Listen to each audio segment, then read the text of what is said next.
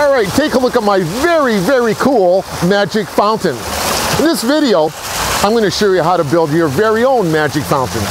It took me about 2 weeks to come up with the concept. It took me a little while to source the parts, but it only took me really about a day or two to put it all together. Now, there are a whole lot of wrong ways to do it and only one right way. In order to figure out how that right way works, watch this video. Now, the whole project cost me about $200. That's from the tub up. You're going to have to build your own tub. It can be, in my case, I've used a hard, rigid fiberglass surrounded by bricks.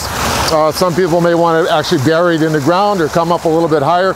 Land terrain is a little bit different, so you'll have to decide that on your own. One of the main things I wanted to do with this fountain is we live on a busy street. You can hear some of the traffic in the background, so I wanted it to be noisy. That's how I started out coming up with the idea to build this magic fountain. And then one thing led to another, and here we are.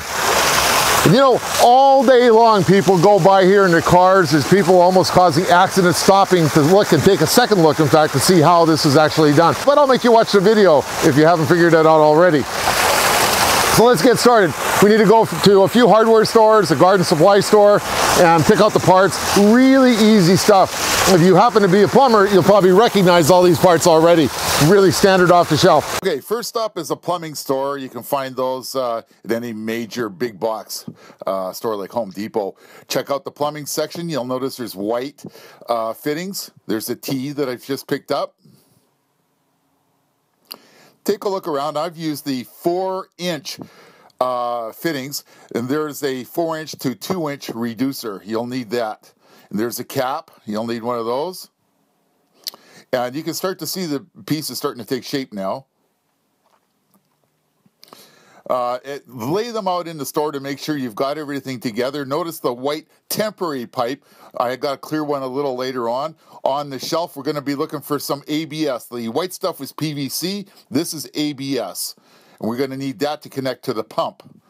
All right, there's an adapter we may need in case you've got to go from one size to another. The glues, make sure you've got the right glue. ABS glue, PVC glue. There's the pipe that's going to go into the center of the fountain head. Here we are, we've got it mounted onto the acrylic pipe. You can get PVC or acrylic. I highly recommend 1/4-inch acrylic wherever you can find it. That's a 2-inch pipe. Notice the motor assembly on the bottom. I got this one at Costco online, but any fairly hefty pump, 1/2 horsepower minimum, not much more than that's required. And notice how it all fits together. Very easy to do. There's our glues.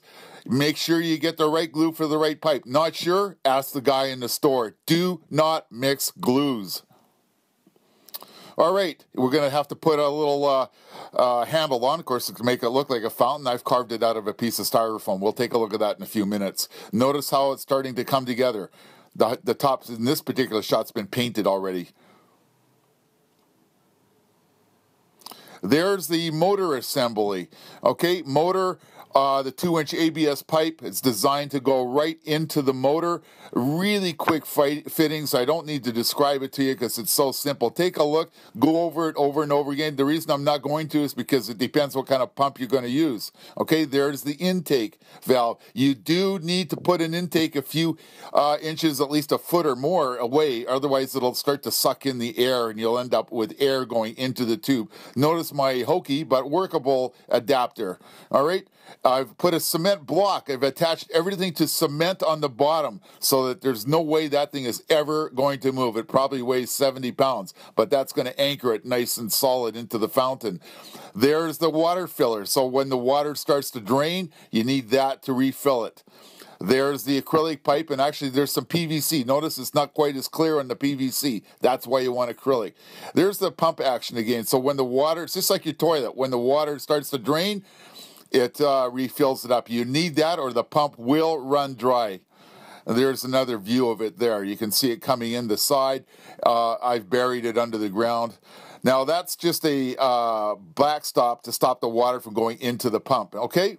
or into the head. There's a good shot of the entire assembly. Look how it's all put together.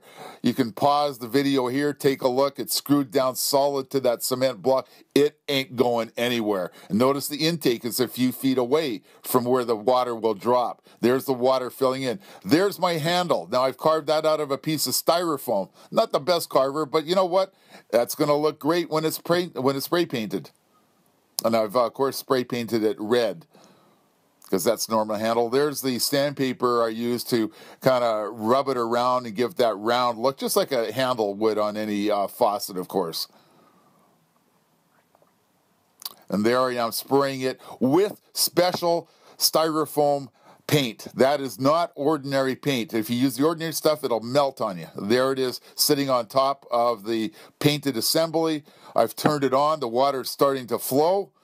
Look at that. And of course, you just need any old glue. I guess you could use a glue gun or silicone glue or goop or whatever you want on there. Painted gold. You can see how the pieces all fit together. The water is going up and then it bounces back down again, giving the illusion, because of course the water is burying the pipe there. You can't really see it. And that will amuse people for years and years to come.